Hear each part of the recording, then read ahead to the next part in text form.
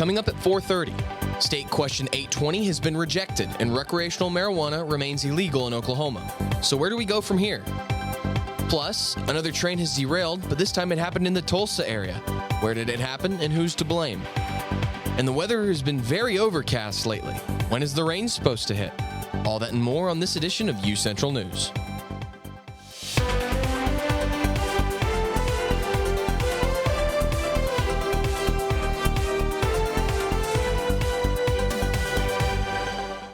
Good evening, I'm Brady Gray. And I'm Miracle Garrett. Welcome to this edition of UCentral News. Yesterday's election results for State Question 820 announced that Oklahoma voters have rejected a ballot measure that would have legalized recreational marijuana. Had the measure passed, Oklahomans who are at least 21 years old would have been allowed to have up to an ounce of pot and grow a maximum of 6 plants. Medical marijuana was approved in Oklahoma in 2018 during the last midterm elections. 5 states voted on recreational marijuana use in the last midterm as well. Similar measures failed in Arkansas and the Dakotas, while they passed in Maryland and Missouri. And in northern Oklahoma, crews are working to remove a single-car train from the tracks just after it derailed outside of Tulsa Tuesday evening. It happened in Verdigris, where it caused a road closure. The road remained closed late Tuesday night, and authorities say it's not a hazmat issue and no injuries were reported. Right now, it's unclear what caused the derailment. And while most people across Oklahoma are leaving the state to enjoy a vacation over spring break, thousands of people from across the entire continent will be flocking to Oklahoma City for the 2023 Oklahoma Youth Expo. Since starting in 2002, OYE has become the largest youth livestock show in the world, and it continues to thrive still today.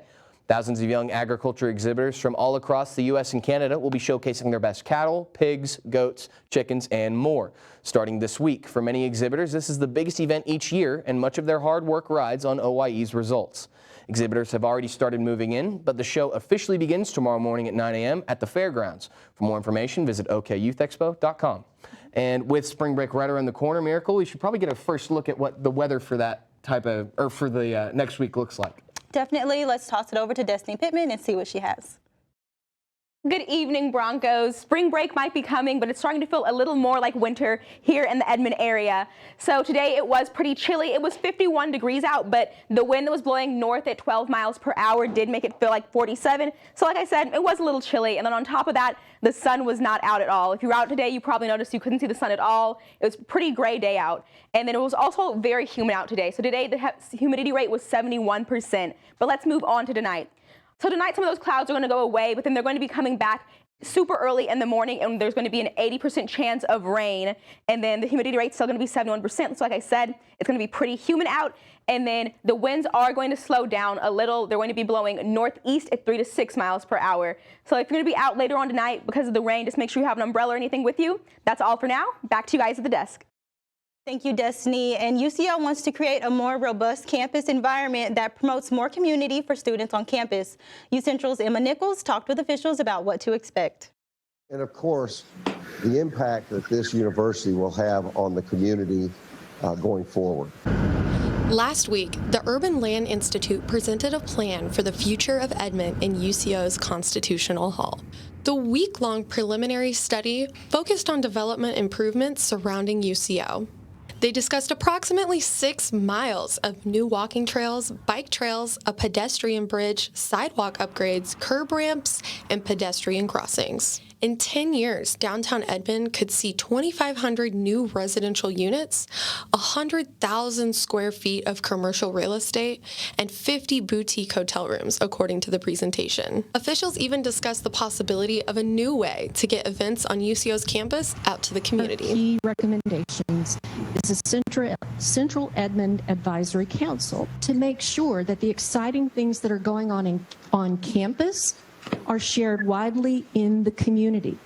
The report mentioned that UCO leadership has expressed an interest in having a campus corner similar to the University of Oklahoma. But UCO officials and city officials have failed to successfully execute this plan. That all the different parties around the table who can make a positive impact for change are doing what they can to implement and create results. They also investigated an easier way for citizens to travel from UCO's campus to downtown to local parks. We urge Edmond to embrace and enhance both the I-35 corridor and the greater downtown core, including University of Central Oklahoma campus, a revitalized Main Street Square, and the historic downtown. The final report will be released in just 5 weeks. From Edmond, Oklahoma, Emma Nichols, UCentral News. This measure has been brought to the board several times and has never succeeded, and we will keep you updated. UCO's most fabulous annual event is coming back to campus tomorrow night in the Nye University Center. UCO students will gather together for a Glamazon drag show featuring local drag artists and Tatiana from RuPaul's Drag Race Season 2. Hear from Executive Director Zoe Hicks for more information. Glamazon is UCO's educational drag show. It was established in 2014, and it's just been a free drag show ever since. It's a yearly event. SBB has made it part of UCentral Week, so it is on the Thursday of UCentral Week, so tomorrow. It starts at 7. We will have 5 local performers and our headliner, Tatiana. It's open for all students and staff and faculty on campus, so you're free to attend. There's no cover charge. It's free to everyone. I'm just really excited to see everyone on stage. There's a lot of energy in a performance, and it's really exciting to see. The event is free for all students, faculty, and staff, and it starts at 7 p.m. upstairs in the Nye ballrooms. And tomorrow, March 9th, the UCO Wellness Center is celebrating 20 years of wellness in sports from 1:30 to 3:30 with the grand opening of the UCO Wellness Collective. The collective will feature a new outdoor training and fitness area. Faculty, students, and community members will be able to schedule personal training sessions, fitness and nutrition assessments, and have any membership questions answered at the UCO Wellness Collective. And a new satellite locations for the Central Pantry and Center for Counseling and Wellbeing will be hosted inside as well. And UCO's very own Caleb Gonzalez, a junior pro media major, recently received the 2023 Award of Excellence from the Broadcast Education Association for his short documentary film, Val the Boxer. This beat out over 1,600 different submissions. This is how Caleb describes the moment he got the news. I was actually out of the school, and he texted me. He was like, "Hey, are you here?" I was like, "No, I'm not here right now." And he's like, "I got something really cool to tell you." And then he tells me, and he drops, and my jaw dropped. I was like, "Wait, what just what just happened?" And so I was really excited and honestly kind of shocked of the reality of it all. And so yeah. The UCO Department of Mass Communications and we at UCentral congratulate Gonzalez on his recent achievement. And you can see now the weather a bit overcast. There's supposed to be some rain coming up, Miracle. Yep, and Destiny Pittman has your full week forecast next. Stay tuned. I was raised to believe in the power of possibility, to always move forward but never forget where I came from, to value hard work, ingenuity, and hospitality. On one hand, my people are rough and rugged. On the other, refined and elegant. They taught me how to love beautiful things and cherish my past, to seek out adventure, eat well, and to have a good time. So I keep their traditions alive every place I go. They call me Oklahoma City, but you can call me the modern frontier.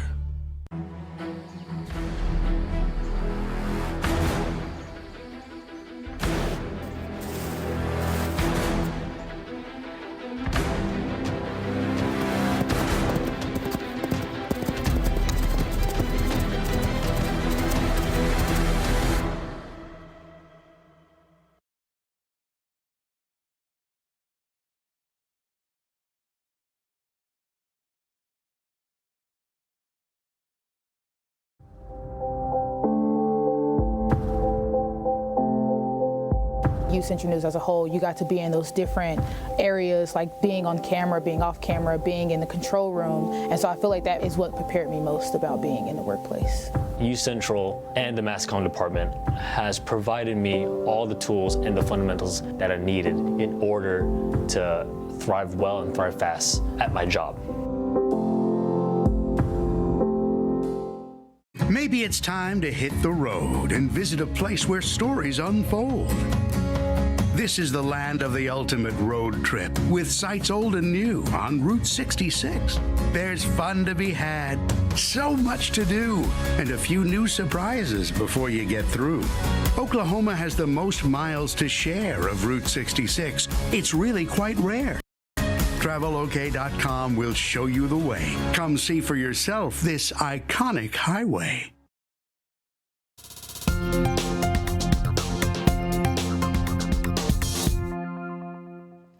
Welcome back, Broncos. I'm just going to give you some more weather information. So first, we're going to start with the current conditions across the state. I know here it's a little gray and chilly outside, so let's see how the rest of the state is doing. We'll start up in Guyman. So up in Guyman is going to be 44 degrees. It's currently 44 degrees, actually. So it's a little chillier than it is here. And then over in Woodward, it's going to be 52, 51 in Clinton, 56 in Altus, and then 57 in Lawton. If you look across the statewide map, you'll see that most areas are either in high 40s, low 50s. So then we'll move on to Ardmore. Ardmore is going to be 47 degrees, and then Idabel is going to be 52. Over in McAllister, it's going to be 55. It's currently 55 degrees, and then the OKC area is 52 degrees. So they're very similar to us, about the same. Also very gray outside. And then over in Enid, it is 50 degrees currently. That's the same for Tulsa. Tulsa is also 50 degrees, and then Ponca City is 51, and up in Miami, Oklahoma, it is 53 degrees. So then we're going to move on to our 7-day forecast. As you see, it's not going to be as warm as it was the previous weeks, and I know that's like not as fun because spring break is coming up, but we'll start with today. So currently out, it was very cloudy today. It's going to be cloudy more, pretty much the rest of the week. And then moving on tomorrow. Tomorrow there is a 70% chance of rain, and then there's also going to be some thunderstorms along with that rain. So just make sure you're careful if you're going to be out. And then it's going to be 62 degrees, so it's going to be a little warmer, but it's still not going to be too warm because of that rain.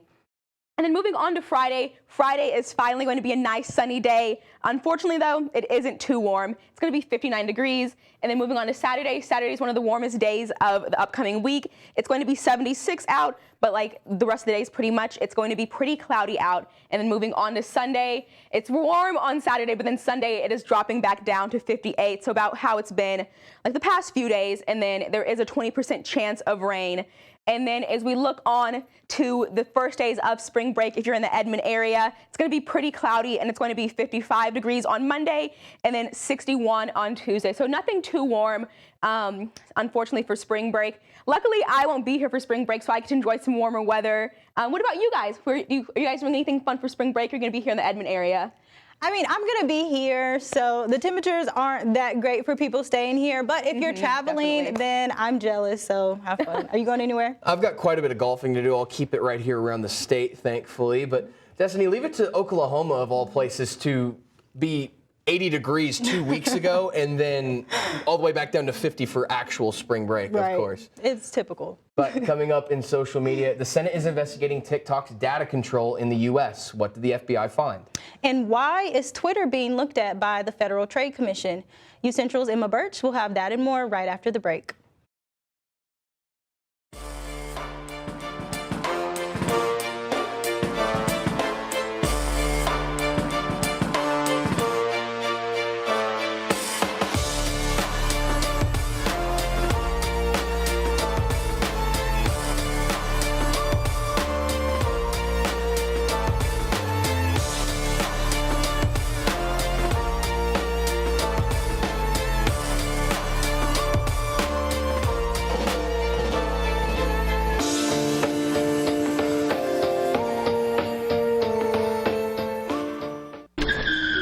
If I could go back and change it all, I would. I think I'm gonna miss you the most. I'm sorry. I'm so sorry. I'm so sorry. Maybe it's just the little moments. If I could go back and change it all, if I could go back, I would. But I can't.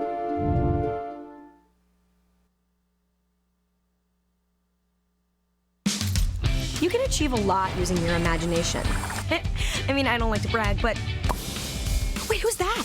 And why is she all over these achievement awards? But with STEM, the sky's the limit. Shaboom! Use STEM to envision... Okay, I'm seeing it. Yeah! Invent... Got any ideas? I've got a few, actually. And create a better world. Told you she's super smart. If she can STEM, so can you. Find out more at SheCanSTEM. In the land of wonder and awe, you won't believe you see what you saw. Where there's something to do for young and for old, where stories are written and then they're retold. Visit travelok.com today. Come see for yourself and come out to play.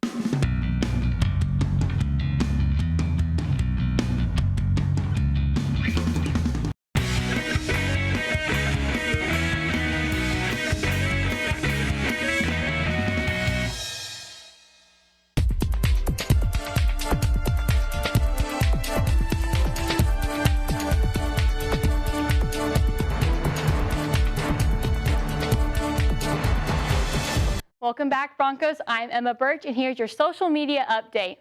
Today, the FBI director took the stand in front of the U.S. Senate and had concerning confirmation about the Chinese interference with TikTok. Could they use TikTok to control data on millions of users? Yes.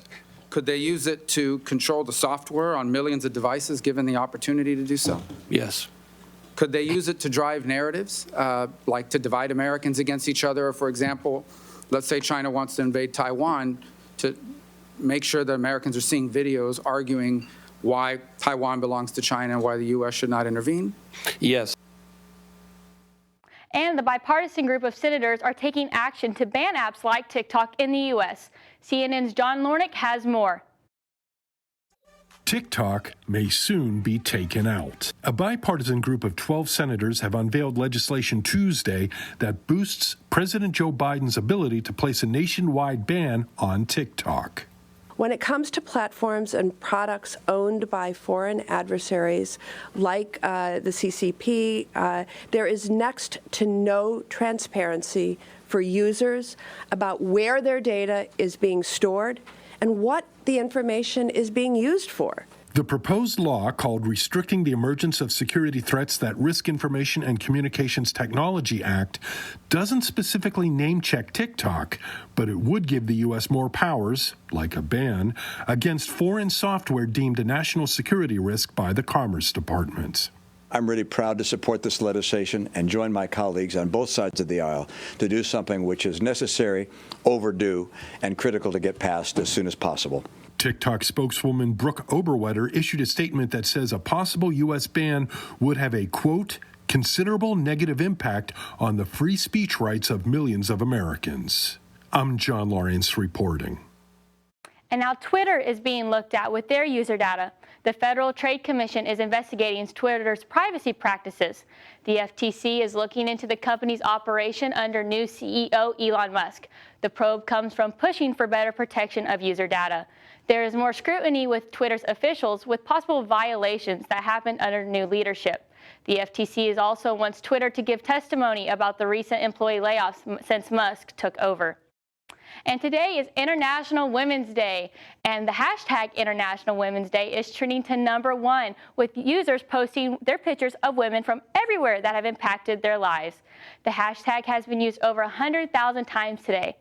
And I personally want to give a shout out to all the women out there watching and our amazing women in our studio and newsroom. Thank you all to you lovely ladies that do so much for us. And finally, next week is finally spring break. If you have any plans for next week, post pictures on our social media and then tag us so we can see them. Our account is at UCentral Media. Guys, I know that you talked about having plans. Are you guys going to post so we can see? I'm going to post. I mean, it can be just like a little selfie from my bed. I'm excited to see what everybody else is doing so I can live vicariously through them. Well, if you hear from me on social media, you'll know that I shaved a few strokes off my score. If you don't hear from me, it's because I threw my clubs into a lake. But speaking of sports, coming up on the other side, UCO Wrestling has earned many postseason awards ahead of the national tournament. And the Oklahoma City Thunder grabbed a much-needed win last night. All that and more coming up with Jaden Ford right after the break. Fires it inside.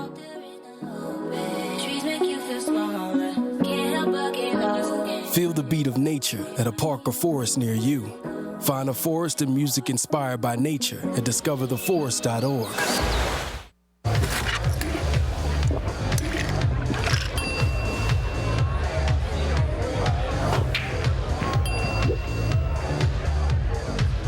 If you need to do something to feel okay to drive, you're not okay to drive.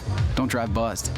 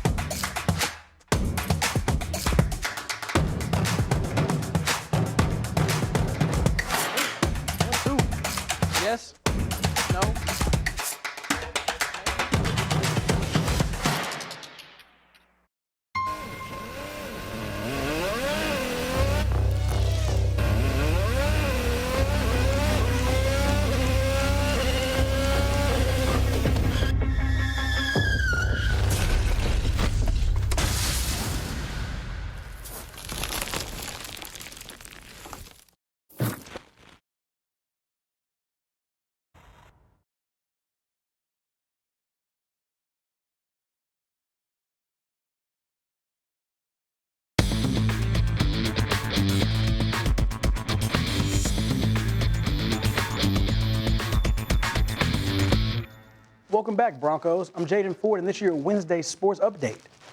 Last month, Central's wrestling team took home the MIAA title, and ahead of this week's national tournament, UCO earned multiple honors. Starting with head coach Todd Steele being named head coach of the year. Sean Streck, Stud Morrison, Gabe Johnson were all named the first team all in the MIAA. Anthony Desving, Alex Kaufman, and Emmanuel Skillings were all named second team. UCO is one of the leading contenders ahead of the national tournament in Cedar Rapids, Iowa, March 10th. Good luck, everybody. UCO's women's golf team finished 6th at the Diffie Ford Lincoln Invitational Tuesday at Lincoln Park East. It was a good showing for Central as multiple players finished right outside the top 10. Junior Minka Ramos led the way shooting a 4 over 146 and earning an 8th place finish. UCO finished with a team score of 605, and just above Central was Henderson State, who inevitably won the title with a score of 567. Central Oklahoma is heading to Destin, Florida next weekend and is competing in the Emerald Coast Classic. And Central's softball team is now 14-3 on the season. The Lady Broncos moved up to number 6 on this week's top 25 list. And over the weekend, Central went 6-0, dominating the competition at the Invitational in Springfield, Missouri. The Broncos are preparing to open up conference play this weekend with the road trip to Emporia State. And the Oklahoma City Thunder grabbed a much-needed 137-128 win last night against the Golden State Warriors. The Thunder have been battling some injuries, but it's late in the season. If the Thunder want a chance at the NBA play-in, these are all must-wins. Ironically, with the Warriors being the defending champions, they have not played all that well. Last night, Shai Gilgeous-Alexander put on a show scoring 33 points, and rookie forward Jalen Williams out of Arkansas scored 15 points and shot 50% from the three. The Thunder are back in action tonight, playing against familiar foe and Kevin Durant and his new team, the Phoenix Suns. You can catch that game on Valley Sports at 8 p.m. Hey, Brady, do you think the Thunder can make a run in the play-in? What do you think they got? Fingers crossed for sure. I know it's really close. I think they're sitting right at the 11 seed. You got to make the 10 to do that. Jane, do you think that with the young talent on the team, between both Jalen Williams, one out of Santa Clara, one out of Arkansas, Yes, what sir. do you think their impact's going to be going down the stretch? It's going to be huge. I mean, they can both stretch the floor, and, I mean, they can play multiple positions. And I think we have the best draft class that the Thunder have had, excluding the guys that were missing. Oh, for sure. I 100% agree with that. But it's going to need a little bit of help from some other teams for the Thunder to make it in. Definitely. Well, good luck to the Thunder tonight, and keep it here, Broncos. We will take our last look at weather with Destiny Pittman.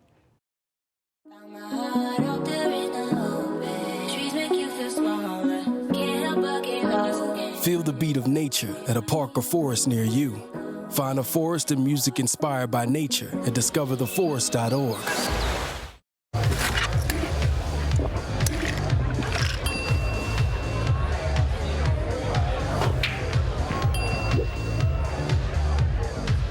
If you need to do something to feel okay to drive, you're not okay to drive. Don't drive buzzed.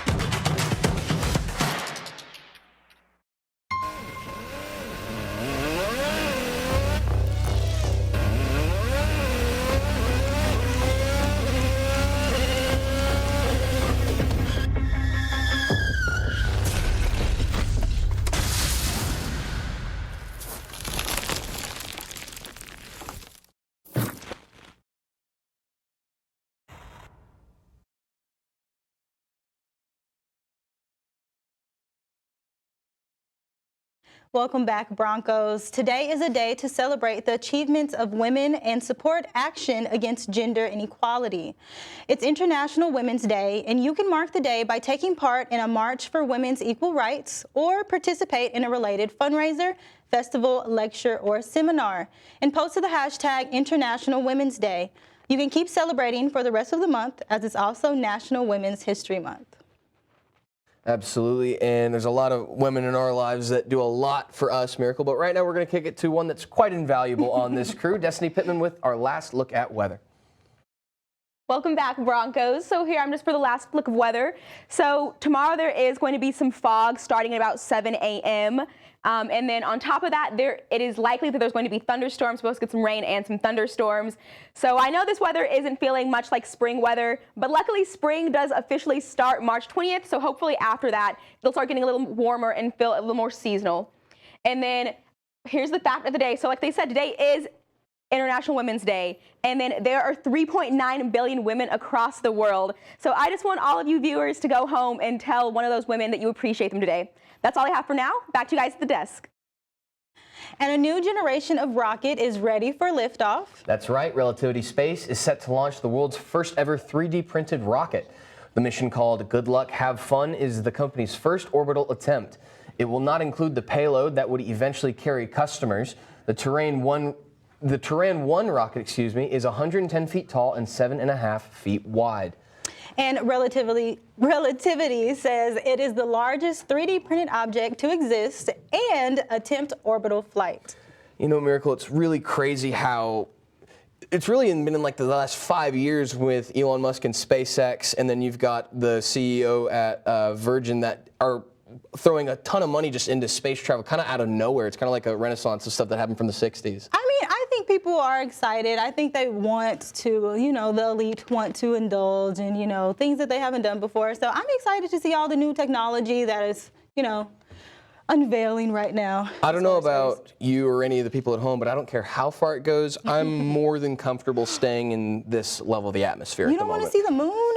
I can see it every night. Well, I mean, we're in Oklahoma. There's no light flares. You don't want to be on the moon? No. Or maybe like see Saturn? No. Up close? Not at all. No.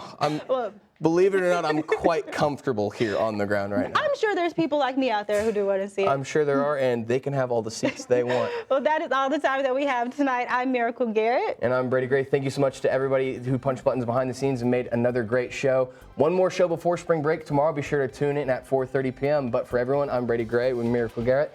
Have a great evening, Edmond.